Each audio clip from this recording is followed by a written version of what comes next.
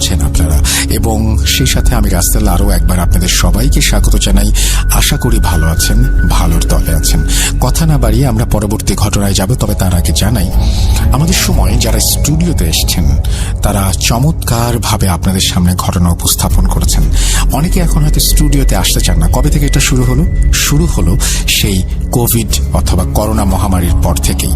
মানুষ যখন বুঝতে পারলেন বা নতুনভাবে অনুধাবন করতে পারলেন যে বাসা থেকেও সব কাজ করে ফেলা সম্ভব, আমাদের যে টেকনোলজি আছে সেই টেকনোলজির মাধ্যমে ঘরে বসেই অনেক কাজ করে ফেলা সম্ভব, যাতে হচ্ছে এই যানজট মুক্ত তো আমরা নই আসলে। এই যানজট মুখর শহরে এক জায়গা থেকে আরেক জায়গায় মুভ করা যতটা কঠিন, তার চাইতে এটা অনেক সহজে করে ফেলা সম্ভব। এখনো কিন্তু আমি তাই বলছি, যারা ভূত.কমে আসতে চান তারা কিন্তু বাসায় বসেও আমাদের শোতে অংশ নিতে পারেন।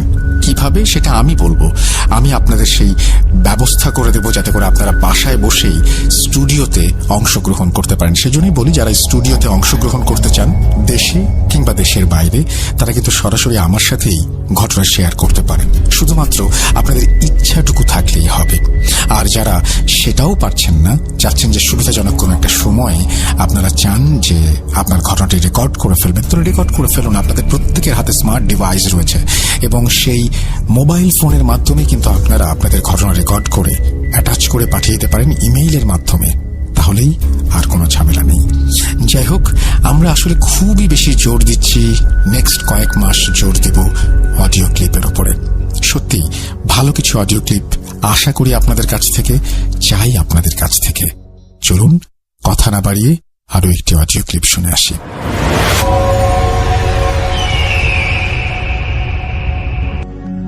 আসসালামু আলাইকুম রাসেল ভাইয়া, আশা করি আপনি ভালো আছেন এবং আপনি সবসময় ভালোর দলেই থাকেন। রাসেল ভাইয়া, আজকে আমি আমার এই ঘটনাটি পাঠাবো। এই ঘটনাটি আমার জীবনের সাথে ঘটে যাওয়া এক ভয়ানক ইতিহাস। আমার প্রেমিকাকে আমি কালো জাদু করেছি, তবে এর ফলাফল যে এত ভয়ানক হবে তা আমার ধারণা ছিল না। কি বা করতাম, আমার 8 বছরের প্রেম সব ভুলে গিয়ে সে অন্য একটা পুরুষকে বিয়ে করতে যাচ্ছিল। কিন্তু আমার কোনো খারাপ উদ্দেশ্য ছিল না, আমি শুধু তাকেই চেয়েছি। অনেক চেষ্টা করেও যখন ব্যর্থ হয়ে গেছি, তখন ব্ল্যাক ম্যাজিকের সাহায্য নেওয়া ছাড়া আমার কোনো উপায় ছিল না। জানতে চান মূল ঘটনা? চলুন শোনাই। আজ থেকে 2 মাস আগের কথা। হঠাৎ সে কলেজে আসা বন্ধ করে দিয়েছিল। আমি প্রথম দিন এটি তেমন আমলে না নিলেও পরের দিন আমার ঠিক সন্দেহ হয়। ফোন বন্ধ, কলেজেও আসে না। বাধ্য হয়ে তার বান্ধবীর কাছে আমি জিজ্ঞেস করেছি। নিপা বান্ধবী আমাকে জানায় নিপার পরশু সন্ধ্যায় দেশের বাড়ি চলে গিয়েছে। আমি রীতিমতো অবাক হয়ে গেলাম। আমাদের মাঝে ঝগড়াও হয়নি, এইভাবে না জানিয়ে সে কিভাবে গেল। আবার ভাবলাম হয়তো ফ্যামিলিগত কোনো সমস্যা হয়েছে, কিন্তু এটা একটা কল তো করতে পারতো আমাকে। নিজেকে শান্ত আর অশান্ত করার মাঝে সিদ্ধান্ত নিয়েছি ওদের বাড়িতেই আমি যাব। স্কুল জীবন থেকে আমার প্রেম, আমার পাশে এলাকাতেই তাদের বাড়ি। আমি কলেজে ভর্তির জন্য ঢাকায় এসেছি জেনে নিপাও ঢাকা এসেছে, তবে তো ঠিকঠাক ছিল। তবে নিপা এমন করার কারণ কি জানতে আমি সেই দিন রাতেই গ্রামে রওনা হই। হঠাৎ বাড়িতে আসায় আম্মা ও আব্বা অবাক হয়ে যায়। কাউকে কিছু না বলেও সকাল সকাল নিরাপদে বাড়ির দিকে রওনা করেছি। নিজের এলাকা পেরিয়ে তাদের এলাকাতে যাই আর দেখতে পাই একটি বিয়ের গেট। আমার স্থানে যে কোনো ছেলে থাকলে এই অনুভূতিটা উপলব্ধি ঠিকই করতে পারবে কতটা যন্ত্রণা এটাতে। তা একটা ছেলে ছাড়া সবচেয়ে বেশি কেউ জানবে না। নিপার কোনো ভাই বোন নেই। এই বাড়িতে যদি কোনো বিয়ে হয় তবে তা নিপারই হবে। আমি হতভাগ হয়ে বাড়ির দিকে প্রবেশ করতে যাচ্ছিলাম, কিন্তু নিপার সাথে দেখা হয়ে গেল উঠোনেই। নিপা আমার হাত ধরে টেনে নিয়ে বাইরে গেল এবং আমি শুধু তাকিয়েছিলাম। আমাকে কিছুই বলতে দেয়নি।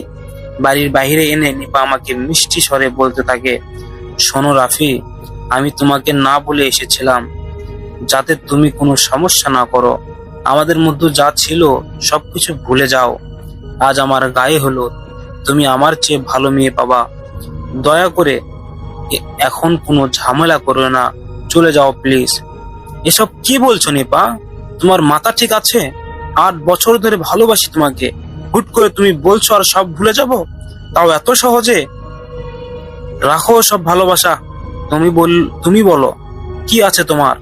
এখানে এখনো অনার্স ফাইনাল দাওনি। কবে তুমি তোমার চাকরি ধরবে আর কবে বিয়ে করবে? আমি হয়ে যাচ্ছি বুড়ি, আব্বু ছেলে দেখেছে, ছেলে বিদেশে বিজনেস আছে, বিয়ের পর আমাকেও নিয়ে যাবে। প্লিজ দয়া করে আমার কেরিয়ার খারাপ করিও না, এমন ছেলে আমি কোনোদিনও পাবো না। নিপা, তুমি সত্যি ঠিক আছো তো? আর আমি কি স্বপ্ন দেখছি তোমাকে নিয়ে, এসব তুমি নিজের মুখে আমাকে বলছো? কিভাবে নিপা? হ্যাঁ, সেদিন আমি যেমন অবাক হয়েছি তেমনই কেঁদেছি। নিপার পা ধরে অনুরোধ করেছি, নিপা আমাকেও পাত্তা দেয়নি। আমি বারবার নিপাকে বোঝাতে চেয়েছি, কিন্তু নিপা আমাকে তার কেরিয়ারের গল্প শুনিয়ে যাচ্ছিল। শেষে সে রাগ দেখিয়ে আমার বুকে লাথি মেরে শুরু থেকে সে আমার উপর চিৎকার চেঁচামেচি কিছুই করেনি। নিপার চিৎকারে এক পর্যায়ে লাস্টের দিকে এসে সে অনেক চিৎকার করে এবং ওর বাবা, চাচাতো ভাইয়েরা সবাই দৌড়ে আসে, আমাকে প্রচুর মারধর করে। কারো লাথি, কারো ঘুষি, কারো মুখ ফেটে রক্তই বের হয়ে গেছে। আচ্ছা, ক্ষত শরীর নিয়ে ফিরতে হচ্ছে আমার বাড়ি। যদিও দেহের ক্ষতটার চেয়ে আমার অন্তরের ক্ষতটা আর যন্ত্রণাটা সে বেশি দিয়েছে। আমি প্রায় পাগল হয়ে যাচ্ছিলাম। মানুষ কিভাবে মুহূর্তের মধ্যে তার রূপ বদলাতে পারে, গত 8 বছরে মনে হয়েছিল। এই মেয়ে সবার থেকে আলাদা, ওর মতো কেউ হয় না। সবাই ছেড়ে চলে যায়, কিন্তু নিপা যাবে না। নিপার মতো কেউ আমাকে কোনোদিন ভালোবাসতে পারবে না। সেই নিপা আজ আমার বুকে লাথি মেরে অন্যের বিছানায় যাইতে প্রস্তুত। আমি কোনোভাবেই নিজেকে বোঝাতে পারছিলাম না, ও কি সত্যি আমার নিপা, যাকে আমি এত বছর ধরে ভালোবেসেছি? আমার এই হাল দেখে গ্রামে থাকা আমার এক বন্ধু আমাকে সাপোর্ট করেছে। সে আমাকে বুঝায়, কিন্তু আমি কিছুতেই নিজেকে শান্ত করতে পারিনি। ফাইনালি বন্ধু আমাকে কালো জাদুর ব্যাপারে বলে, এটি করলে নাকি নিপা ফিরে আসবে। কোনোভাবেই নিপা এলেই যদি আমি তাকে বিয়ে করে ফেলি, তাহলে আর কোনো সমস্যা থাকবে না। ওই সময়টাতে আমার কাছে আর কোনো পথ ছিল না। তবে রায়হান আমাকে কোনো কবিরাজের কাছে নিয়ে যায়নি। আমার বন্ধু নিজেই কালো জাদু নিয়ে কাজ করত। দুপুরের মধ্যেই আমাকে তার বাড়িতে নিয়ে যায়। ওর রুমে কিছু না থাকলেও খাটের নিচ থেকে একটা বক্স বের করে। সেই বক্সে রয়েছে অসংখ্য কালো জাদুর জিনিসপত্র। রায়হান বক্স থেকে জিনিসপত্র নামিয়ে দরজা জানালা বন্ধ করে দেয়। যদিও আমি নিজের ইচ্ছাতে এসেছি, কিন্তু ভয় করছিল আমার। রাগ বা ভালোবাসা অর্জনের ইচ্ছে আছে, তবে ভয়টা এখানে আসার পরে আমার ভয়টা আবার কাজ করা শুরু করেছে।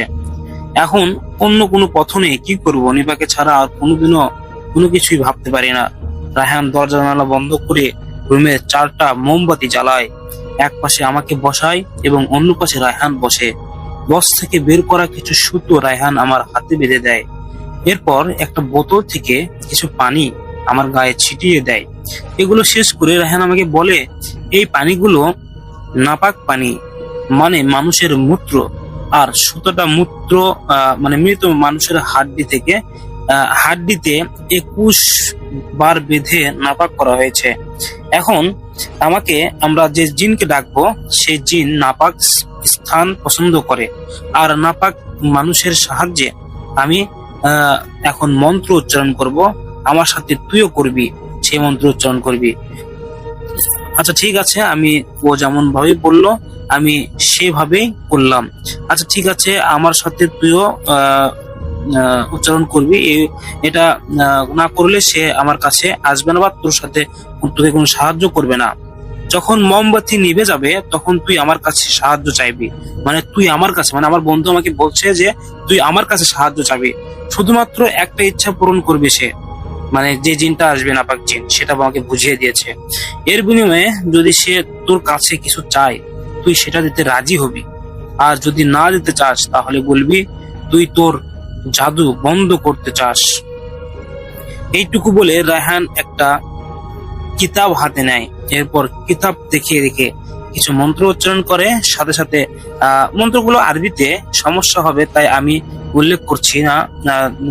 সে মানে আমার কথা বোঝার স্বার্থে যে সে একটা আরবিতে কিছু উচ্চারণ করছিল, ঠিক একইভাবে আমিও তা উচ্চারণ করছিলাম।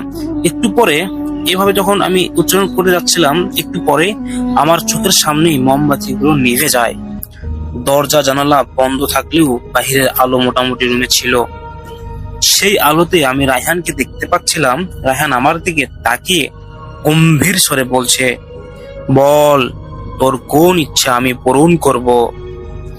আমার কাছে এবার ব্যাপারটা হাস্যকর মনে হলো। মানে কোনোভাবে এসব ভুয়া না তো? রায়হান আমাকে বোকা বানাচ্ছে না তো? সান্ত্বনা দেওয়ার জন্য এসব করছে কি? মানে আমি কিছু বুঝতেছি না, কিন্তু তবুও আমি ইচ্ছের কথা বলি, ভুয়া হোক আর সঠিক হোক, করতে যেহেতু এসেছি করেই ফেলি। আমি ভীতু স্বরে রায়হানকে বললাম, রায়হান সরি, আমার প্রেমিকা নিপার বিয়ে হয়ে যাচ্ছে। আমি চাই সে আমাকে বিয়ে করুক, আমার জন্য পাগল থাকুক, আমার কাছে ছুটে আসুক। আমার আবদার শুনে রায়হান এবার গম্ভীর স্বরে বলল, ঠিক আছে, এর বিনিময়ে আমাকে কারো জীবন দিতে হবে। কাকে হত্যা করতে তুই তোর প্রেমিকা চাস? সত্যি করে বল। সত্যি বলতে তখন আমার কাছে এটা মিথ্যা মনে হচ্ছিল, কিন্তু পরিস্থিতি অনুযায়ী আমিও বললাম, ওর চাচাতো ভাইয়ের জীবন নিয়ে নিপাকে আমার কাছে ফিরিয়ে দিয়ে। নিপার চাচাতো ভাইয়ের নাম নেওয়ায় একটা বড় কারণ রয়েছে আমার। সকালে ওর চাচাতো ভাই আমাকে সবচেয়ে বেশি মারধর করেছে। আমার কান এখনো ব্যথা। এত জোরে থাপ্পড় এর আগে কেউ মারেনি আমাকে। সর্বশেষে সে আমাকে নিয়ে গালিও দিয়েছে, মানে আমার আম্মুকে নিয়েও গালি দিয়েছে। রাগটা বাস্তবে হোক আর না হোক, তবে রায়হানের কথা অনুযায়ী ঝেড়ে দিলাম কিছুটা। আমার আবদার শেষে রায়হান আমাকে আবার বলে, আপনার চাওয়া খুব দ্রুত পূর্ণ হবে। এ বলে রায়হান সেখানে জ্ঞান হারিয়ে ফেলে। আমার কাছে সব তামাশা মনে হলেও এইবার যা দেখলাম তাতে কিছুটা বিশ্বাস হয়েছে আমার। রায়হান যখন জ্ঞান হারিয়ে পড়ে, তখন রায়হানের শরীর থেকে একটা কালো ধোঁয়া উড়ে গেল। চোখের সামনে, চোখের পলকে আমি সেই ছায়াও দেখেছি। তারপরক্ষণেই দেখলাম মোমবাতিগুলো আপনা আপনি জ্বলে উঠেছে। এটা একদম অবিশ্বাস্যকর ঘটনা। এইটা তো সম্পূর্ণ অলৌকিক। তবে কি আমি সত্যি কোনো জিনের সাথে কথা বলেছিলাম? আমার এসব ভাবনার মাঝে রায়হান শোয়া থেকে উঠে যায় এবং সে তার মাথা চেপে ধরে আছে। হয়তো তার মাথায় কিছুটা যন্ত্রণা হচ্ছে। মাথা ধরে উঠে সে আমাকে বলল, শয়তান তোর দাসত্ব হয়েছে রে, এখন থেকে আর আমাকে লাগবে না। এই নে কিতাবটা, যখনই তাকে দরকার পড়বে তখনই তাকে একা ডাকবি, রুমের ভেতরে 4টা মোমবাতি জ্বালিয়ে মন্ত্রটা পড়বি। আর মনে রাখবি তোকে নাপাক থাকতে হবে। প্রসাব করার পর কিছুটা হাতে নিয়ে তোর গায়ে ছিটাবি। কাজ শেষে আমার কিতাব আবার আমাকে দিয়ে দিস। এতটুকু বলে রায়হান বাসা থেকে উঠে গেল। আচ্ছা, সামনে থাকা মোমবাতিগুলো এক এক করে বক্সে ঢোকায়। আমার হাতের সুতোটা সে খুলে নেয়নি। ওটা নাকি শয়তানকে ডাকার শক্তি। শয়তান যার তার ডাকে সাড়া দেয় না। এসব বিভিন্ন কথা বলতে বলতে রায়হান কুফরি করার সব জিনিসপত্রগুলো বক্সে ঢোকায়। আবার সেই বক্সটা আবার খাটের নিচে রেখে যা বললো, আমাকে বলছে, যা বাসায় চলে যা, খুব শীঘ্রই নিপা তোর জীবনে আসবে। আর দাওয়াত দিতে যদি ভুলে যাস তবে তোর খবর আছে। রায়হানের কথা শুনে আমার ভিতরটা একটা খুশির ঢেউ জেগে উঠলো। আপনারা তো বুঝতে পারছেন এতদিনের ভালোবাসা যেভাবে হোক আমি তাকে কাছে পাবো। সত্যি তাহলে নিপা কি আমার জীবনে ফিরে আসবে? কেমন জানি আমার অবাক লাগছে। আমি কি তাকে আবার পাবো? আমি কি তাকে আবার প্রেমিক হিসেবে পাবো? এবার হয়তো বউ হিসেবেই পাবো। এই পাওয়া চাওয়ার বিষয়বস্তুগুলো অনেক মর্মান্তিক। এ বুঝি হেলে যাচ্ছে এবং আবার বুঝি কিছুটা হারাচ্ছে। আচ্ছা, তবে যত কিছুই ভাবি, রায়হান আমাকে একটা পথ দেখিয়ে দিয়েছে। এটা আমার কাছে অনেক খুশিতে আমি রায়হানকে জড়িয়ে ধরে কাঁদতে শুরু করি। রায়হান বিদায় দিয়ে যখন নিজের বাড়িতে এলাম, তখন আমার মা বাবা আমাকে দেখে কান্না আরম্ভ করে। আমি কোনোভাবে তাদের সান্ত্বনা দিয়েছি, কিন্তু সান্ত্বনাটা তখনই আমার দরকার ছিল। আমার বাবা বললেন, কার জন্য শুধু শুধু মার খেতে গেলি? তোকে পাঠিয়ে দেওয়ার পর নিপার বাবা তাড়াহুড়ো করে তখন নিপাকে বিয়ে দিয়ে দেয়। তুই নাকি বিয়েতে ঝামেলা করবি, সেটা নিপার এখানে মানে কালো জাদু করার পরে নিপার বিয়ে হয়ে গিয়েছে অলরেডি। আচ্ছা, ঝামেলা করবি এই জন্য এই কথাটাই নিপা বলেছে তার বাবাকে, এই জন্য নিপা সেই দ্রুত সকল আয়োজন করার বিষয়ে তার বাবাকে জোর করছিল যে বাবা আমাকে তাড়াতাড়ি বিয়ে দিয়ে দাও, কারণ রায়হান আমি যাকে ভালোবাসতাম সে আমাকে খুব ঝামেলা করছে আমার বিয়েতে। মাথায় কারো হাত বোলানোর স্পর্শে মানে এটাও আমি ঠিক শুনেছি। মানে এসব কিছু হয়ে যাওয়ার পরে আসলে আমার কোনো কিছু বিশ্বাস হচ্ছিল না, আমি মাথা ঘুরে পুড়ে গিয়েছি। হঠাৎ মাথায় কারো হাত বোলানোর স্পর্শে চোখ খুলে আমি বিছানায় শুয়ে আছি, পাশে আমার মা এবং আমার বাবা এবং ছোট ভাই দাঁড়িয়ে আছে। ছোট বোন পাশে বসে আমার মাথায় হাত বোলাচ্ছে। আমি কিছুই বুঝতে না পারলেও মনে পড়ে গিয়েছে নিপার কথা। নিপার তো বিয়ে হয়ে গেছে। লাফ মেরে উঠে ফোনের সময় দেখি রাত 10:38। হাই খোদা, আমি সব শেষ হয়ে যাচ্ছে আমার। দিক বেদিক আমার কিছু বিছানা থেকে দৌড়ে নেমে যাই। ছোট ভাই সাকিবকে বললাম বাইক বের কর। যদি আমার মানে কোনো বাইক নেই, আমার ছোট ভাইয়ের বাইক নিয়ে বের হয়েছে নিপার শ্বশুর বাড়ির উদ্দেশ্যে। আমার হাতে একটা বড় লোহা। আজ নিপাকে নিজের হাতে খুন করার জন্য আমার মাথায় ভূত চেপে গিয়েছে। জানি আপনারা এখন আমাকে পাগল ভাবছেন, তবে বাস্তবতা আমার সাথে যা হয়েছে এটা অনেক ভিন্ন। এই পরিস্থিতিতে যে কোনো ছেলের মস্তিষ্ক ভুল বা সঠিক দেখায় না, যা করবে ওটাই সঠিক। কিন্তু আমি এখন নিজের পাগলামির জন্য শরমিন্দা হচ্ছি। তবে ওই সময় সেই সেন্সটা আমার ছিল না বললেই চলে। আমি বের হতে হতে এলাকা থেকে আরো 13 জন বন্ধুকে কল করেছি। ওরাও বাইক নিয়ে সামনের বাজারে অপেক্ষা করছে। বাজারের নামটি আমি প্রকাশ করতে যাচ্ছি না। ওদের কারো হাতে ছুরি, কারো হাতে পিস্তল রয়েছে। আমি পুরোপুরি সিদ্ধান্ত নিয়েই নিয়েছি যে নিপাকে অন্যর খাটে যাওয়ার আগে আমি নিজের হাতে আমি তাকে শেষ করে দিব। প্রায় 1.5 ঘন্টা অতিক্রম করার পর নিপার শ্বশুর বাড়ি পৌঁছাই আমরা। বাইক থেকে নেমে আলাতুল যাকে পেয়েছি মানে ইচ্ছা মতো আঘাত করে যাচ্ছি। পিস্তল নেওয়ার উদ্দেশ্য শুধুমাত্র ভয় দেখানোর। আঘাত করছিলাম লোহা এবং পাইপের এসব দিয়ে। আমি আর আমার ভাই সহ 4 জন বাড়ির ভিতরে ঢুকে যাই। বাসর ঘর সাজানো রুমে সামনে ফুল ভরা। দৌড়ে গিয়ে দরজায় লাথি মেরে ভেঙে ফেলেছি। হয়তো এই রাগ মাথায় না থাকলে সারাদিন লাথি মারলেও দরজা ভাঙতে পারতাম না। তবে ওই সময়টাতে কিভাবে ভেঙে ফেলেছি তাও জানি না। আবার হতে পারে দরজা আগে থেকেই দুর্বল ছিল। তবে রুমে ঢোকার পর যা দেখেছি তা দেখে আমার সমস্ত শরীর কাঁপতে শুরু করছিল। নিপার স্বামী শার্ট প্যান্ট ঠিক করে যাচ্ছে আর নিপা পেটিকোট পরতেছে। তবে হাঁটু অব্দি পড়েছে মাত্র, পুরোপুরি পড়েনি। আমার স্থানে আপনি থাকলে কি করতেন? তার মানে এতক্ষণে নিপা তার সতীত্ব শেষ করে দিয়েছে। গত 8 বছরের যে মেয়েটি প্রাইভেট প্লেসে আমি দেখারও চেষ্টা করিনি, একেবারে বিয়ের জন্য যত্ন করে রেখেছিলাম, সে মেয়েটি আজ অন্য পুরুষের সাথে এভাবে। ছি না রিয়াজ ভাই, আমি এই অনুভূতি প্রকাশ করতে পারবো না, তবুও যা পারবো বলছি। নিপাকে এই অবস্থায় আমি পেয়ে আমার শ্বাসকষ্ট বেড়ে যায়। বুকের ঠিক বাম পাশে চিন ব্যথা অনুভব করছিলাম। তারপর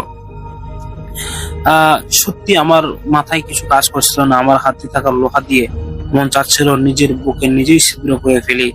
চোখটায় ভিজে এসেছে আমার, হাত পা কাঁপতে থাকায় দাঁড়িয়ে থাকার শক্তি পাইনি। আমি সেখানেই বসে পড়েছিলাম, বসে শুধু ভেজা চোখের নেপার দিকে তাকিয়ে আছি। মানুষ এভাবেও রূপ বদলাতে পারে কিভাবে? এদিকে বাড়িতে হামলা করায় নিপার স্বামীর পরিবার থানায় কল দেয়। থানা বেশি দূরে ছিল না, হঠাৎ হাঁটে গেলেও 7 মিনিটের মতো হবে। পুলিশ চলে আসে বাড়িতে। আমার সাথীদের অনেক পুলিশ দেখে পালায়। আমার ছোট ভাই পালিয়ে যায়, শুধু আটকা করেছিলাম আমি সহ 3 জন। যখন পুলিশ আমাকে নিয়ে যাচ্ছিল তখন আমি নিপার দিকে এক দৃষ্টিতে তাকিয়েছিলাম। আপনি বিশ্বাস করবেন না রিয়াজ ভাই, ওই সময়ে আমার সত্যি বুকটা চিনচিন করে যাচ্ছিল। আমার ভিতরে কেউ চিৎকার দিয়ে কান্না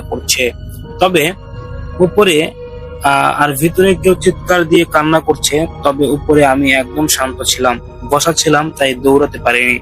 পুলিশ আমাকে টেনে টেনে নিয়ে যাচ্ছিল। এতে আমার একটা স্যান্ডেল ওদের বাড়িতেই থেকে যায়। 5 দিন পর ছাড়া পেয়েছি জেল থেকে। কিভাবে মা বাবাকে কিভাবে মা বাবা যে আমাকে বের করেছে তা আমি জানি না। কোন উকিল ধরেছে আর কি জবাব দিয়েছে, কেনই বা উকিল ধরলো, এই হয়তো সবকিছু টাকাও জরিমানা করেছে এসবের জন্য। কিন্তু আমার কোনো হুদিস ছিল না। জেলে 5 দিন আমি পানি ছাড়া কিছুই খাইনি। কিভাবে খাবো বলেন ভাই? আমি এই সময়টা পার করে এসেছি। আমি জানি এটি কতটা ভয়ানক। আমি এটাও জানি এই সময়ে আপনি নিজেকে চিনবেন না, আপনার ধ্যান থাকবে শুধু ওই মেয়েটিকে ঘিরে।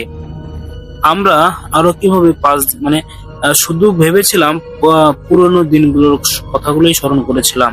এভাবে আর স্মরণে আমার সময়ের মরণ হয়ে গেছে। টের পাইনি কখন 5 দিন হয়ে গেছে।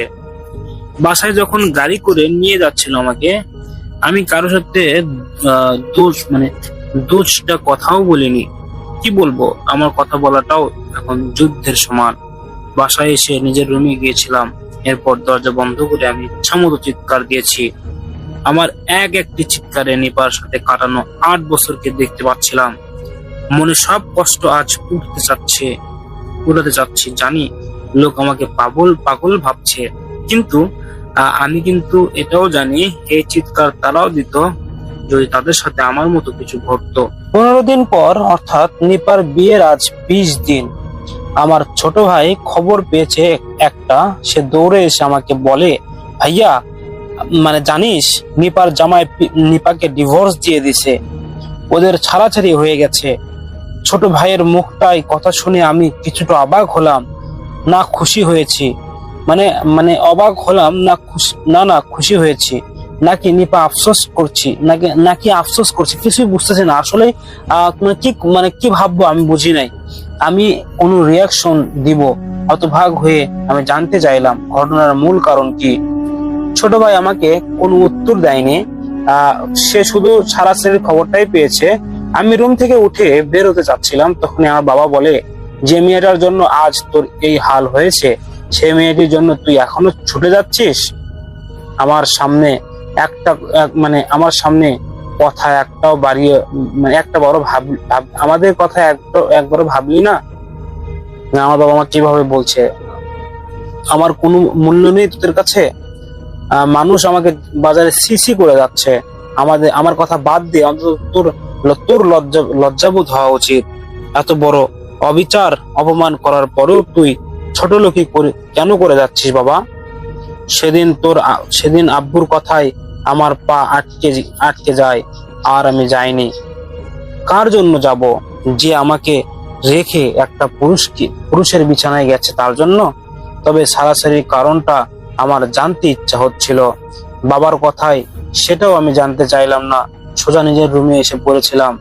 যদি ঘটনা এইভাবে শেষ হয়ে যেত তবে হয়তো ঠিক ছিল, কিন্তু ঘটনা মাত্র শুরু হয়েছে।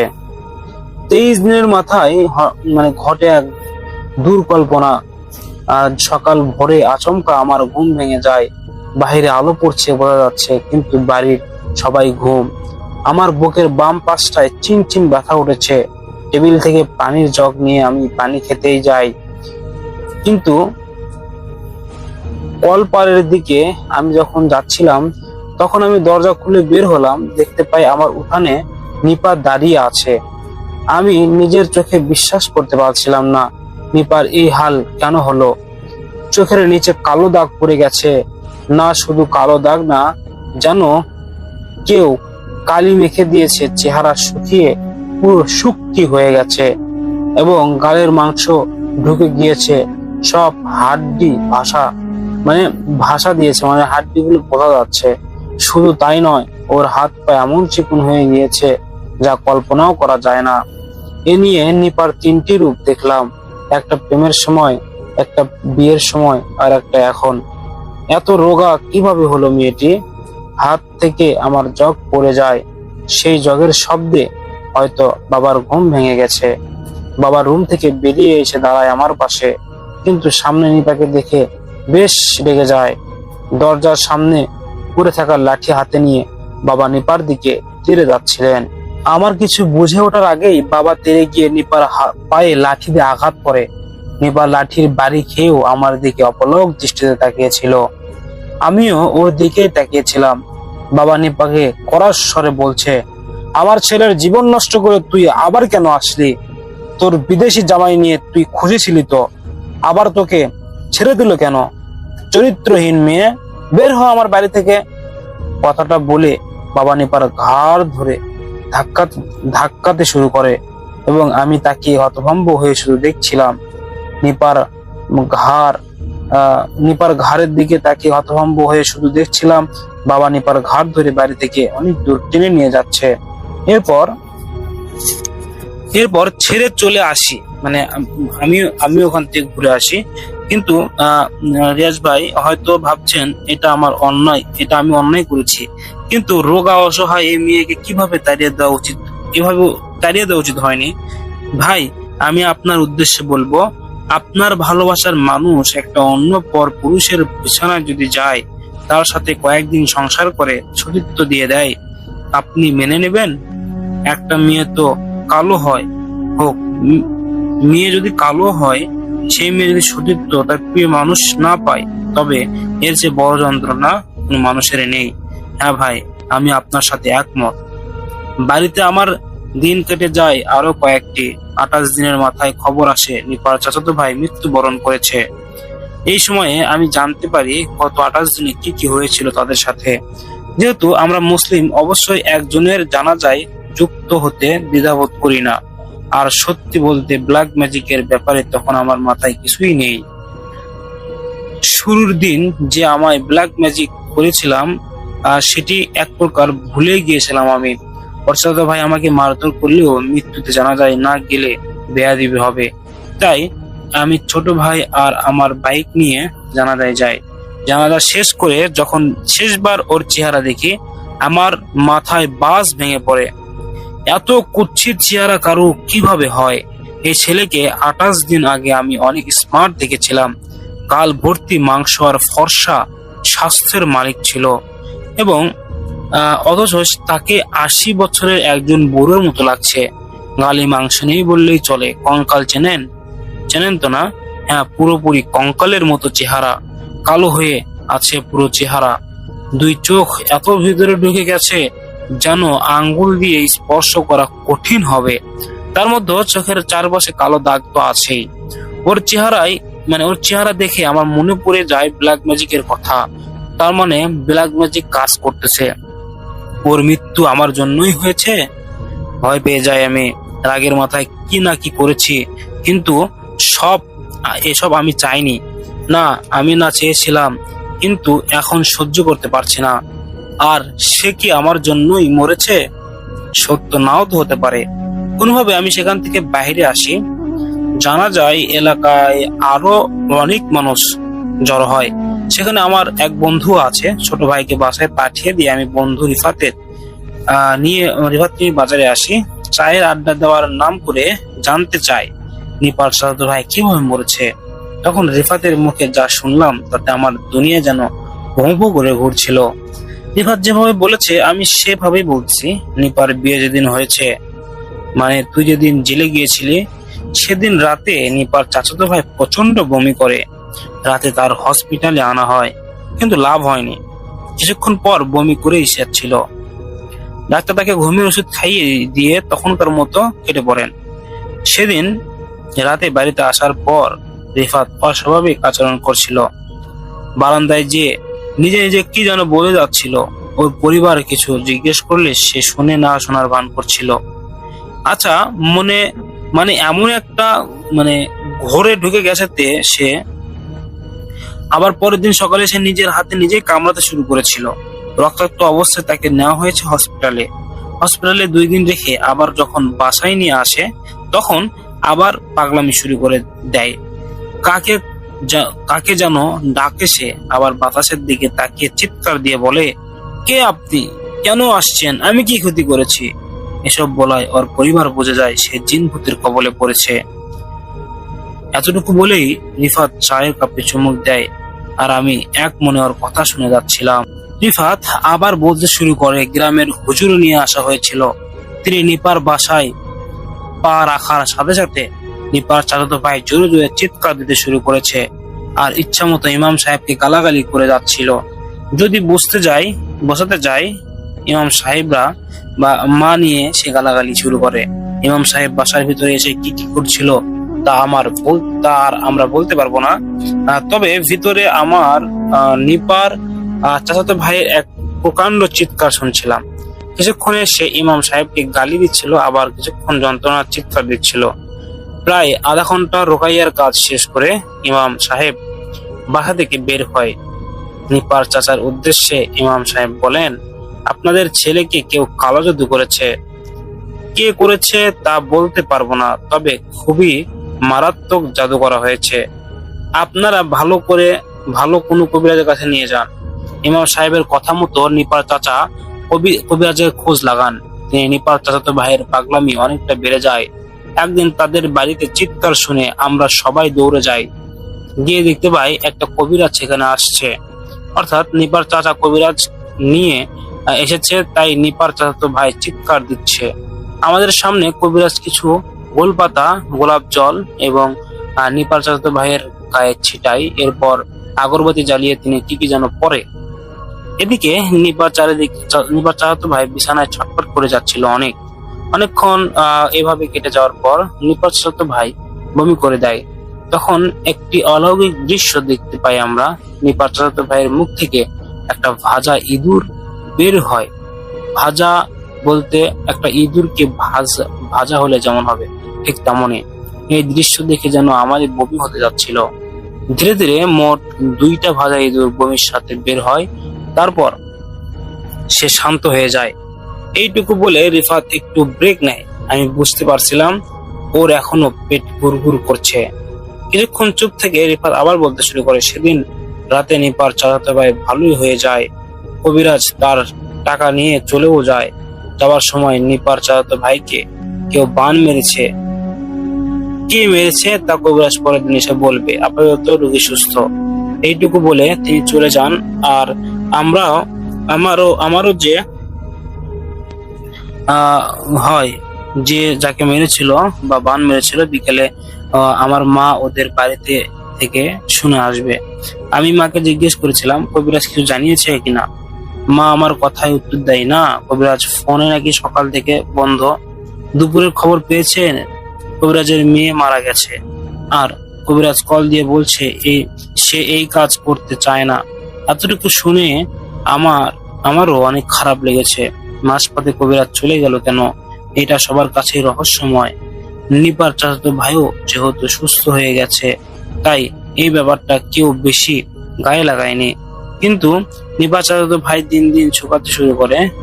গালের মাংস ভিতরের দিকে ঢুকতে থাকে এবং চোখের ভিতরে চলে যেতে থাকে। চোখ ভিতরে চলে যেতে থাকে, ভিতরে ঢুকতে থাকে। চোখ ভিতরে চলে যেতে থাকে এবং চোখের চারপাশে কালো দাগও হতে থাকে। চুল উঠে যেতে লাগে। এর মধ্যে আবার নিপার স্বামী নিপাকে তালাক দেয়, নিপাকে বাড়িতে রেখে যায়। নিপার চেহারা একই রকম ছিল। হঠাৎ নিপার চাচাতো ভাইয়ের মতো চোখের নিচে কালো দাগ আর গালের মাংস ঢোকাতে থাকলো। কিন্তু নিপার চেহারা না বদলালেও নিপার চাচাতো ভাইয়ের চেহারা শুকিয়ে যাচ্ছিল এবং প্রচুর কুষ্ঠিত হতে থাকলো। তার শ্বাসকষ্ট বেড়ে যাচ্ছিল। শ্বাসকষ্ট সে খুব জোরে জোরে নিঃশ্বাস ফেলাচ্ছিল। এসবের জন্য নিপার চাচা চিন্তা করলো যে ডাক্তার দেখাবে এবং নিপার চাচা অনেক ডাক্তারও দেখালো, কিন্তু কোনো লাভ হয়নি। এই যন্ত্রণা পেতে পেতে আজ তার মৃত্যু হলো। রিফাতের মুখে সবটা শুনে আমি পুরোপুরি হতভম্ব হয়ে যাই। বিশ্বাস করবেন কি আমি জানি না রিয়াজ ভাই, আমি সেদিন নিজের পায়ের নিচে মাটি খুঁজে পাচ্ছিলাম না। এতটা অসহায় হয়ে গেছিলাম যা মুখে বলার মতো না। আপনি আমার অবস্থায় থাকলে অবস্থাটা বুঝতেন। তখন আমি পরিস্থিতি উপলব্ধি করে লিখিয়েন। চায়ের দোকানে বিল পরিশোধ করে সেদিন আমি বাড়িতে চলে আসি। আমার তো বুঝতে বাকি হয়নি যে এসব আমার জন্য হয়েছে, কিন্তু আমি তো এতটা ভয়ঙ্কর চাইনি। নিপার সংসার হোক, আবার ভেঙে যাক, এসব আমি চাইনি। এত কিছু আমার মনেও আসছিল না। নিপার কাছে ফিরে এসেছে ঠিক আছে, আমি মেনে নিতাম। তবে তো সতীত্ব হারিয়েছে নিপা, বোঝেন না? আমি তো অ্যাকসেপ্ট করতে পারবো না, আর আমি করলে আমার বাবা মা করবে না। আর সে নিজের ইচ্ছাতেই তো আসেনি, আমাকে তাকে কালো জাদু করে মানে আমি তাকে কালো জাদু করে এনেছি এখানে। এখন সম্পূর্ণ দোষ আমাকে দিচ্ছি আমি। এত বড় ভুল আমি কিভাবে করলাম? আমার মনে হলো ব্যাপারটা আমার বাবাকে শেয়ার করব, কিন্তু বাবা এটি মানবে কিনা আমি জানি না। মানবে না আমি জানি। আর যাই হোক, আমি বাবাকে অন্যায়কে কখনো মূল্যায়ন করেনি আমার বাবা আগে থেকেই। আমাকে তো মারবেই, সাথে বাসা থেকেও বের করে দিবে। উপায়ন্তর না পেয়ে বাড়ির দিকেই যাই, সেই কিতাবটা খুঁজতে থাকি, যে কিতাবটা এখনো আমার মাত্রই মনে আছে। ওই কিতাব সেদিন আমার রুমে রাখিনি, নিপার যন্ত্রণায় সে কিতাব ওই কিতাব সেদিন আমার রুমে না রেখে কিতাবটা কোথায় রেখেছিলাম তা মনেও নেই। আমার আম্মাকে জিজ্ঞেস করার পর আম্মা আমাকে কিতাবটা বের করে দিয়ে বলে, সেদিন হতাশ হয়ে বাড়িতে এসেছিলি, বইটা মাটিতে রেখেই চলে এসেছিলি। তোর কলেজের কোনো বই না খাতা নাকি? তাই আমি ভালো করে আলমারিতে রেখে দিয়েছিলাম। আম্মা বুঝতে পারেনি। এই জিনিসটা ভেবে আমি খুবই খুশি হই। আমার থেকে কিতাবটা নিয়ে চলে আসি রুমের মধ্যে। দোকান থেকে 4টা মোমবাতি এনে আমিও সেই শয়তানকে ডাকতে থাকি। বন্ধু যেভাবে দেখেছিল ঠিক তেমন ভাবে আমিও ডাকতে থাকি। ঠিক অন্ধকারের মধ্যে আমি যখন ডাকলাম, তখন 4টা মোমবাতি যখন 4টা জ্বালাইছিলাম, তখন এরপর গান আপাক করে কিতাবটা পড়তে থাকি। বাংলা লেখা থাকলেও উচ্চারণে অনেকটা আরবির মতো, অনেকক্ষণ পাঠ করার পর আমি দেখতে পাই আমি যে মোমবাতি গুলো জ্বালাইছিলাম সেগুলো নিভে গেছে।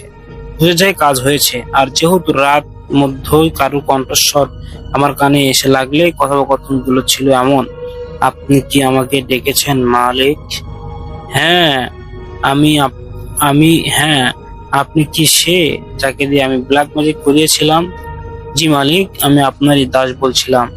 আমি চাই এই জাদুকরীতে নিপার শ্বশুর বাড়িতে ফিরে যাক, আর তার স্বামী সব মেনে নেবে।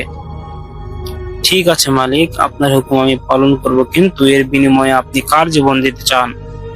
এই লাইনটা শুনে আমার মাথায় বাজ ভেঙে পড়লো। হঠাৎ আমাকে আরো একটা কথা বলে দিতে হবে। একজনের মৃত্যুবরণ শুনে আমার গা কাটা দিয়েছে, আর অন্য কাউকে মৃত্যুবরণ জানলে আমি কিভাবে সহ্য করব? কারো জীবন দেওয়া ছাড়া কবিরাজের কবিরাজ পারে না এমন কোনো কাজ নেই। যাই হোক, আমি অনেক বড় এবং লম্বা ঘটনা হয়ে যাচ্ছে, আমি শর্ট করে বলছি যে কারো জীবন দেওয়া ছাড়া সে কাজ করবে না। মালিক, আপনি সবকিছু আপনার সব হুকুমই আমাকে কারোর প্রাণ উপহার দিতে হবে। মানে জিনটা আমাকে বলছে আপনি আমাকে যে কাজই করে নেবেন আমি করে দিব, কিন্তু প্রত্যেকটা কাজের বিনিময়ে আমাকে একটা করে জীবন দিতে হবে। এটুকু বলার পর মোমবাতি আবার জ্বলে উঠলো। আমি আবার অবাক হয়ে অনেকটা আমাকে উত্তর না দিয়ে সে চলে গেল কেন? কোথাও ভুল করিনি তো? প্রথমবারে যখন করেছিলাম তখন তো এইভাবে চলে যায়নি। আমি কিতাব সামনে রেখে আবার পড়তে শুরু করি, তাই তাকে আবার ডাকি। অনেকক্ষণ পর মোমবাতি নিভে যায়। আমি শুনতে পাই, আমাকে ডেকেছেন মালিক, উত্তর না দিয়ে চলে গেছেন কেন? আমি আপনাকে আমার উপহার দিতে মানা করেছেন, তাই আপনার উপর আক্রমণ করার আগে চলে গিয়েছি। আপনি আমার মালিক হন, ঠিক আছে? আমি একটা জীবন দিচ্ছি আপনাকে। এই গ্রামের সবচেয়ে নিকৃষ্ট এবং খারাপ লোকটার জীবন নিয়ে নিন। যে অন্যায় অত্যাচার করে অনেক সবচেয়ে খারাপ ব্যক্তি আছে, তার জীবন নেবেন আপনি। ঠিক আছে মালিক, আপনার কাজ হয়ে যাবে। রিয়াজ ভাই হয়তো এতটুকু করে আপনার অডিয়েন্স এবং আপনার কাছেও ব্যাপারটা গুজব লাগতে পারে। হয়তো আপনি, আপনার পাঠকরা বা আপনার লিসেনাররা এটি শুনে সম্পূর্ণ বানোয়াট মনে করবে, কিন্তু সত্যি করে বলছি এই সব কিছুই হয়েছে আমার সাথে। হয়তো আমার সাথে এমন না হলে আমিও বিশ্বাস করতাম না। যেখানে আপনার পাঠক লিসেনাররা বিশ্বাস করবে না, এটি অস্বাভাবিক কিছুই নয়, কিন্তু আপনার লিসেনারের মধ্যে যারা আছেন তারা আপনার জানে এসব বিষয়ে, তারা অনেক প্রতিভা মার্জেল রাসেল ভাইয়ার শোনে, এবং এই জন্য তারা বিশ্বাস করবে 1 মাস 4 দিন পরে। ঘটে আরেকটি ভয়ঙ্কর ঘটনা। আমার ছোট ভাইয়ের আচরণ খুব একটা ভালো দেখা যাচ্ছিল না। আমরা খেয়াল করছি আমার ছোট ভাই তাই সবচেয়ে পাগলামি শুরু করেছে, যা নিপা চাচাতো ভাই করতো। সবটা নিজের চোখে দেখে আমার বুঝতে বাকি রয়নি এসব কেন হচ্ছে। যেহেতু আমি ঢাকা কলেজে পড়ি, তাই এলাকায় ছোট ভাইয়ের ব্যাপারে তেমন একটা খবর রাখিনি। কিন্তু ছোট ভাইয়ের ব্যবহার দেখে যখন খোঁজ লাগাই, তখন জানতে পারি আমার ভাই এলাকার রাজনৈতিক দলে আছে, নেতাদের সাথে থেকে থেকে অনেক অসহায় মানুষের ক্ষতি করেছে। ছোট ভাইয়ের কিছু বন্ধু বান্ধব থেকে এটাও জানতে পারি আমার ভাই স্কুলের অনেক মেয়েদের সাথে জোরপূর্বক সহবাস করেছে। আমি কোনোদিনও কল্পনা করিনি আমার ছোট ভাই এত বাজে কাজের সাথে লিপ্ত ছিল। কিন্তু এই মুহূর্তে ওসব ভাবার কোনো সময় নাই। আমি তো আমারই ভাই, তো আমারই বোঝানোর মতো। এখন তো আমি নিজেই ওর উপর ব্ল্যাক ম্যাজিক করে দিয়েছি। বিশ্বাস করবেন কিনা জানি না রাসেল ভাই, 1 মাস 7 দিনের মাথায় আমার ছোট ভাই মারা যায়। ছোট ভাইয়ের মৃত্যু আগে আমি বহুবার সেই শয়তানকে ডেকেছি, কিন্তু কোনো সাড়া পাইনি। যে বন্ধু আমাকে ব্ল্যাক ম্যাজিক শিখিয়েছে তার কাছেও শেয়ার করেছি। সে আমাকে জানায় শয়তান কাজ না শেষ হওয়া অব্দি সে আসবে না। রিয়াজ ভাই, আমার জীবনের সবচেয়ে বড় ভুলগুলো আমি কিভাবে যেন করে ফেললাম তা নিজেও টের পাচ্ছিলাম না। ছোট ভাইয়ের মৃত্যুর পর বলতে গেলে আমি পুরোপুরি ভেঙে পড়েছিলাম। সেদিন জানাজা শেষ করে রাতের বাসে আমি ঢাকা চলে যাই। ভেবেছি চলে গেলে এই সমস্যা দূর হয়ে যাবে। গ্রামে আসাটাই আমার জন্য বোকামি হয়েছে। নিপাকে তো পাইনি, সাথে আরো 2টা মানুষের খুলি হলাম আমি, তার মধ্যে একজনই আমারই ছোট ভাই। তখন আমার মনের অবস্থা কেমন ছিল তা নিশ্চয়ই সবাই ধারণা করতে পারবেন। একরাশ হতাশা নিয়ে রাতের বাসে চলে যাই ঢাকাতে। গভীর রাতে উঠি নিজের বাসায়। যেহেতু ব্যাচেলার থাকি, তাই অনেকক্ষণ নিচে দাঁড়িয়ে থাকতে হয়েছিল। রুমটা 10 তলার নিচে, 10 তলাতে। আচ্ছা, রুমমেটদের কয়েকবার ফোন দিয়েছি, সখানিক কল দেওয়ার পরে তারা এসে গেট খুলেছে। রুমে ঢুকে ওয়াশরুমে যাই। ভাবছিলাম সবকিছু চোখের সামনে, সবটা ভাসছে। মুদা কত বড় ভুল করে এসেছি আমি। আসার সময় বাবা মার আর্তনাদ আমার বুক এখনো ছিদ্র করে দিচ্ছে। ছোট ভাই মরেছে, আমার মিলাদ আর আত্মার মাগফিরাতের কামনার দোয়া হবে। সব ফেলে আমার চলে আসাটা তারা মানতে পারছিলেন না। এখন তাদেরও কিভাবে বুঝায় আমার জন্যই আমার ছোট ভাই মারা গেল। নিজের জানি না মৃত্যুর পর আত্মা কোথায় যায়। হয়তো আমারও চলে আসা, আবার আমার ছোট ভাই খুশি হয়েছে। কেউ না জানুক, সে তো জানতে পারে তার প্রাণ কেন গেল। তবুও পড়াশোনার দোহাই দিয়ে আমি চলে এলাম ঢাকায়। 2 দিন কেটে যায় কোনোভাবে এই দুনিয়ায়। এই 2 দিন কলেজে গিয়েছি, কিন্তু চেহারা দেখাতে, পড়াশোনা করতে না। পড়াশোনা কোনো কিছুই ভ্যালুতে যাচ্ছিল না।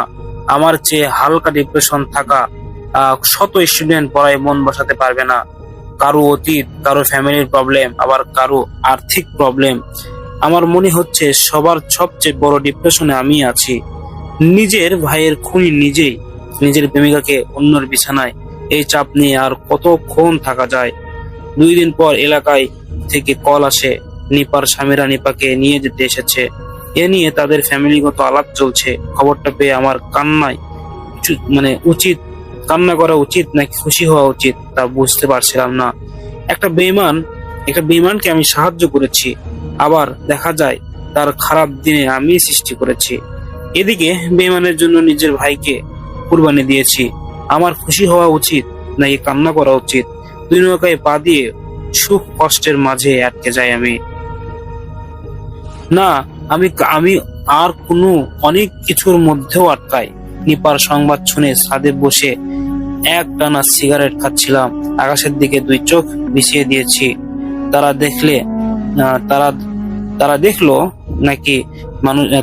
দেখলো নাকি মানুষের মুখ আর শান্তি, মনে শান্তি আসে শুধুমাত্র মেঘের আড়ালে 4টা উকি দেয় একবার, আবার কিছুক্ষণ মেঘের ঘষা মাজা খেয়ে লুকিয়ে যায়। এভাবে আকাশ নিয়ে ভাবায় আমার দীর্ঘ সময় কেটে যায়।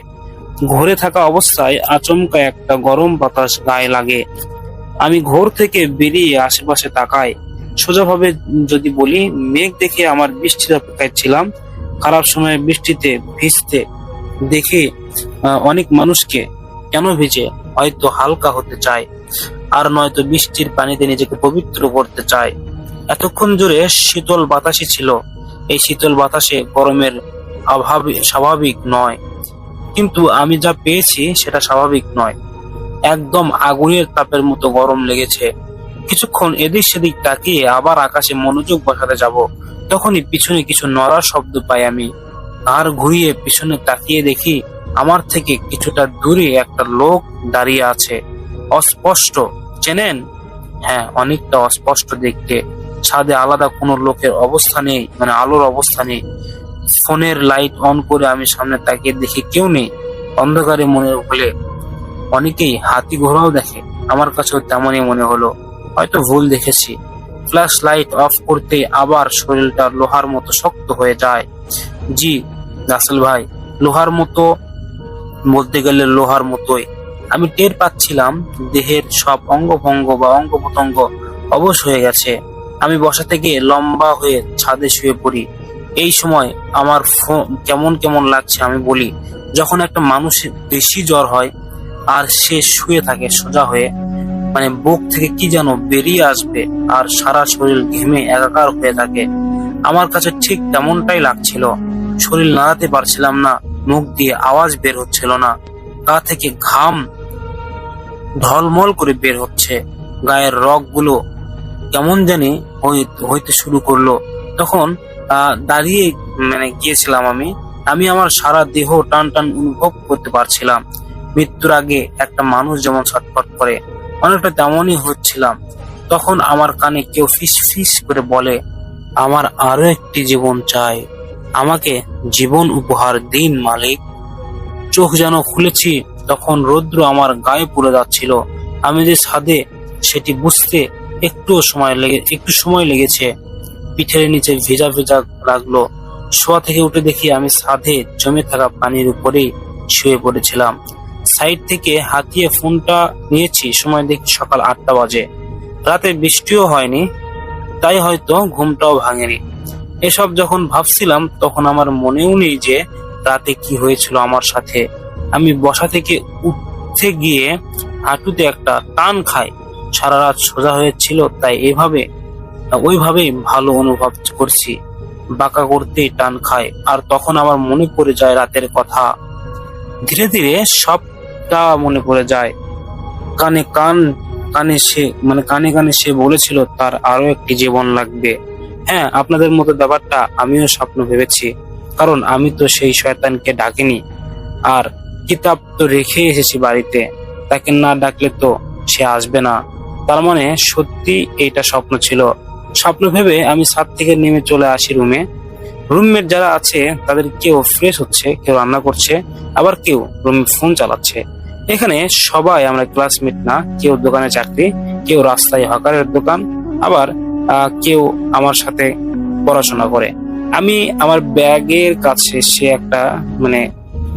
এসে গায়ের গেঞ্জিটা খুলি, ভিজে গেছে অনেকটা।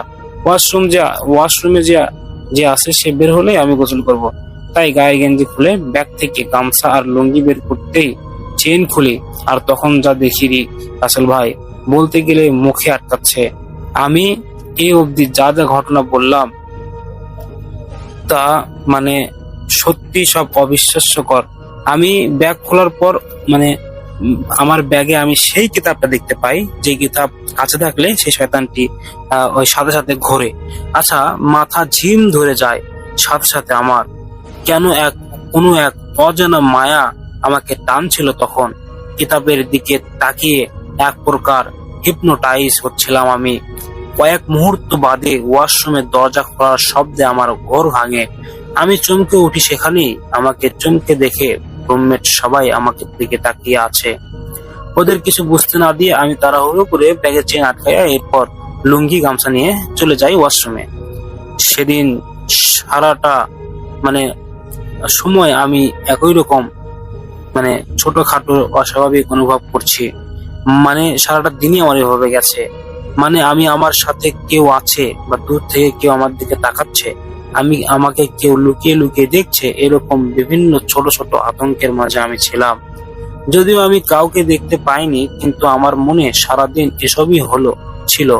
কলেজ শেষে বাসায় এসে দ্রুত। সেদিন রুমমেট কেউ আসেনি, ব্যাগে কিতাবটা এখন আছে। আমার সাহস হচ্ছে না কিতাবটা স্পর্শ করার। কিতাবটার উপরে একটা ভয় সৃষ্টি হয়। বাড়িতে কল দিয়ে মা বাবার সাথে কিছুক্ষণ কথাবার্তা বললাম। ততক্ষণে রুমমেটরা সবাই এসে যায়। রাত 10টার দিকে আমি ঘুমানোর প্রস্তুতি নিয়েছি। কাল থেকে স্বাভাবিক হয়ে যাব এটা ভেবে।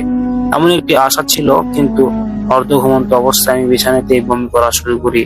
আচমকা বমি হওয়ায় আমার ঘুম ভাঙে। এরপর রুমমেট সবাই লাইট জ্বালিয়ে দেখে আমি রক্ত বমি করে যাচ্ছিলাম।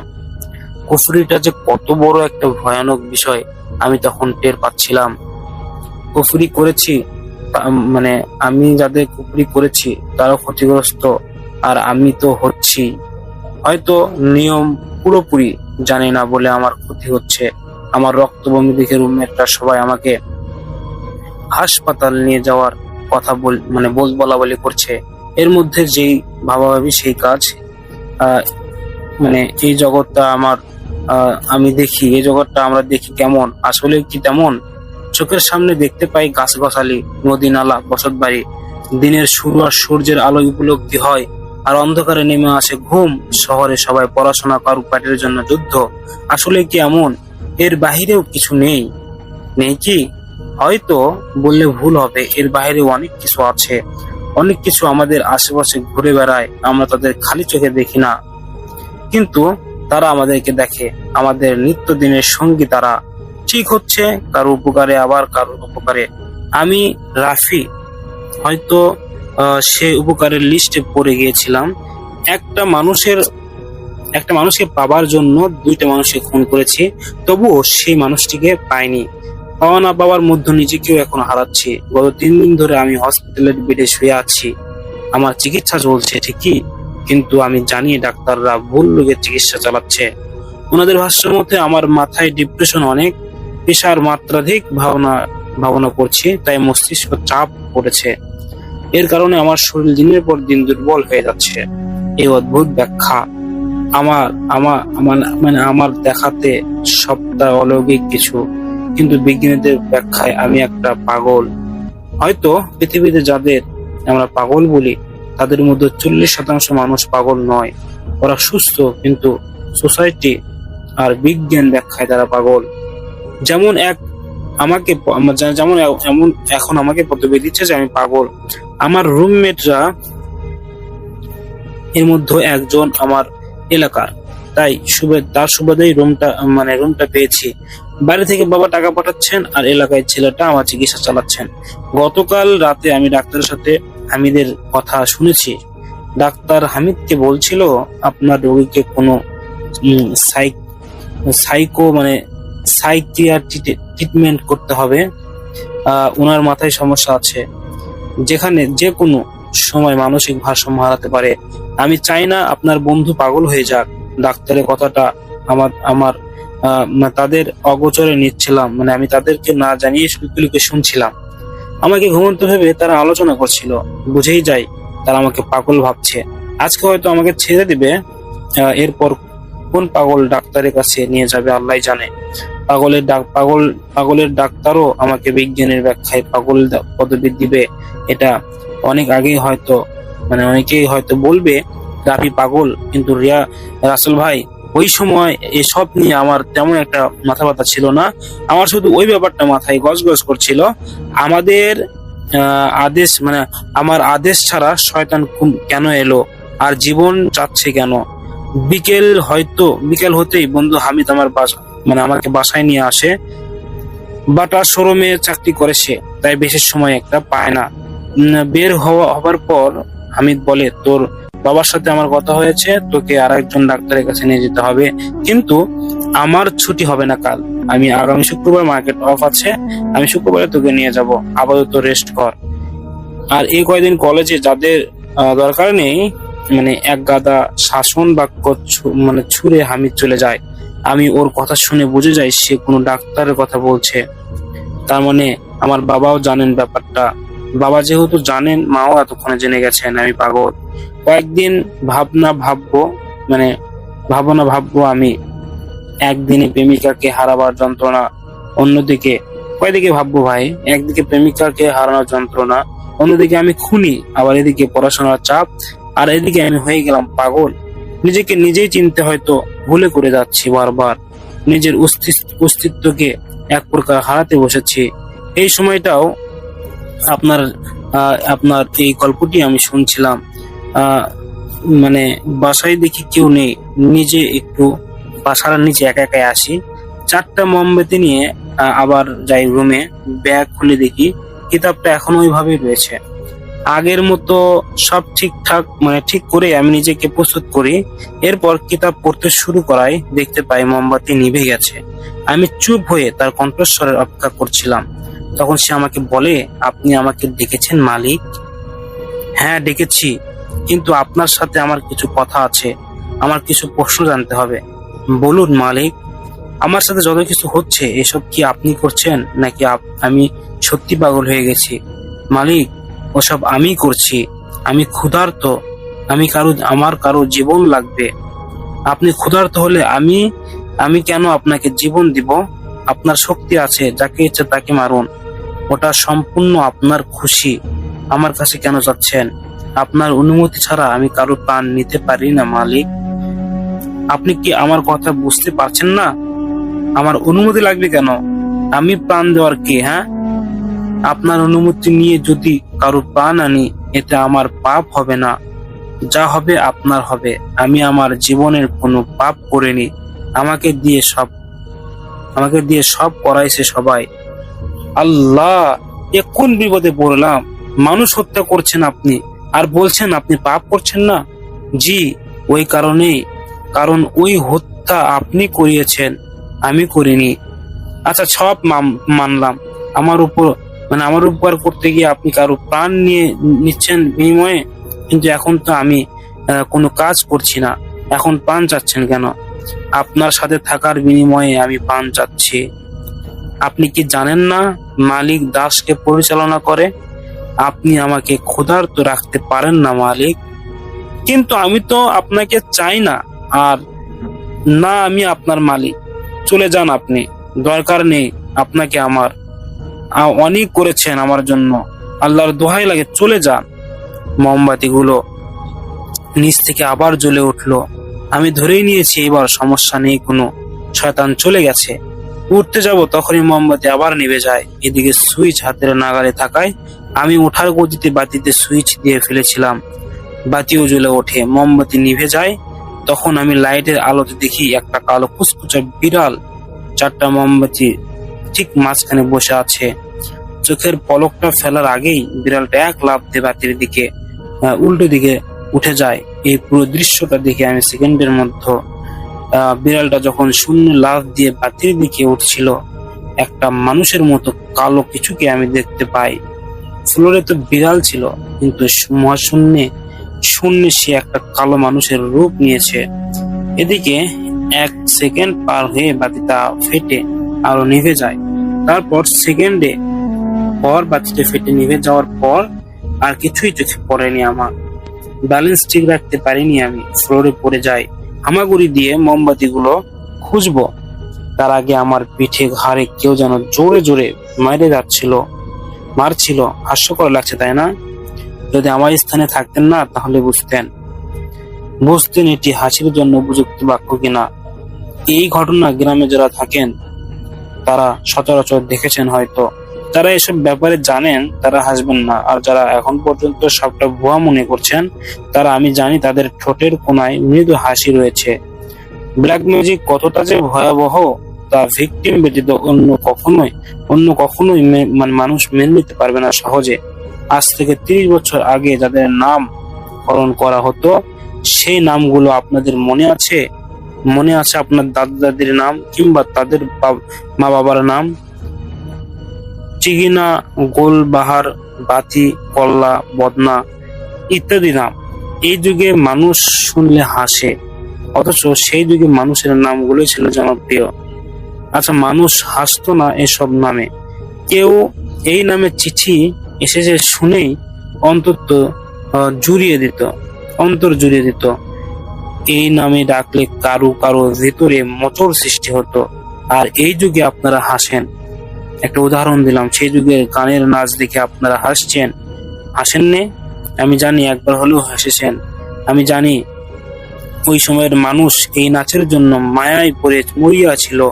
টেলিভিশনের পর্দায় পুরো গ্রামের মানুষ একসাথে বসত, উপভোগ করত। মাঝে মাঝে মুরব্বীদের মধ্যেও নাচের মধ্যেও দেখবেন সেই পুনরো নাচের স্টেপ রয়েছে, যা কারো আবেগ ছিল। তা নিয়ে এই যুগে আপনারা হাসেন না? কেন হাসেন? কারণ আপনারা সময়কালে এসব ছিল না, আপনি তা উপভোগ করেননি।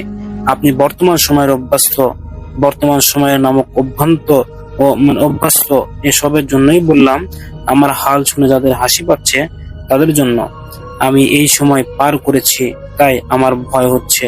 আর আপনি এসবে কোনোদিন জড়িত হননি, তাই আপনার হাসি আসছে। যাদের সাথে ঘাটে এসব ঘটে তারাই শুধু জানে কতটা আঘাতপ্রাপ্ত করে এই কালো জাদু। রাতে কিছুই আর আমার মনে নেই। জ্ঞান হারাবার আগেই কে যেন আমাকে ইচ্ছামতো মেরেছে। তার একটা আঘাত আমার শরীরের চামড়া যেন থেতলে হয়ে যাচ্ছিল। সকালে ঘুম থেকে ওঠার পর মাথাটা প্রচুর ব্যথা করছিল। সামনে ছিল রুমের সবাই, আর জানতে পারি সবটা। হামিদ আমাকে রাতের ঘটনা তখন জানায়। আমি রাত 8টায় বাসায় এসে দেখি সবাই রুমের বাহিরে দাঁড়িয়ে আছে এবং তাদের জিজ্ঞেস করায় তারা বলল, রাফি ভাই কেমন যেন অদ্ভুত আচরণ করছে। ওদের মুখে ব্যাপারটা শুনে আমি দরজা খুলি। তুই রুমের কর্নারে বসে আছিস, আর ফ্লোরে কয়েকটি মোমবাতি পড়ে আছে। কিন্তু অসহ্যকর ব্যাপার হলো গন্ধের মধ্যে রুম থেকে একটা বিশ্রী পচা গন্ধ ভেসে আসছিল, যা আমার নাককে প্রবেশ করাতে আমার বমি হতে যাচ্ছিল। এসব কিছু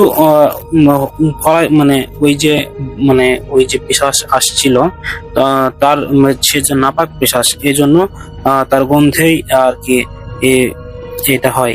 তারপর রুমের ভিতরে যা যা হয় সবকিছু বললো, এবং তার কথাবার্তাও আমি শুনছিলাম। পুরো রাত কেটে যাওয়ার পর সকালে দরজা খুলি আর দেখি ফ্লোরে শুয়ে আছিস।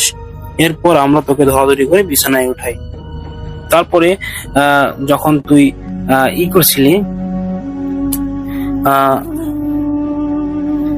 দর্শক শ্রোতা যারা সম্পূর্ণ গল্পগুলো শুনছেন তাদেরকে অসংখ্য ধন্যবাদ। এবং আজকের এই অভিশপ্ত কালো ম্যাজিক, এটা কিন্তু আমি পরবর্তী পার্ট 2 নিয়ে আসব। যদি আপনারা পার্ট 2 শুনতে চান তাহলে অবশ্যই টপ ভূত FM এর সাথে থাকবেন এবং কমেন্টস করতে থাকবেন যে অভিশপ্ত কালো জাদু পার্ট 2 চাই, এটা কমেন্ট করবেন। তাহলে পরের দিন রাত 10টায় আমি এটার পার্ট 2 আপনাদের মাঝে উপস্থাপন করার চেষ্টা করব। সব ভালো থাকবেন, সুস্থ থাকবেন। দেখা হবে নেক্সট কোনো ভিডিওতে। টপ ভূত FM এর সাথে থাকবেন।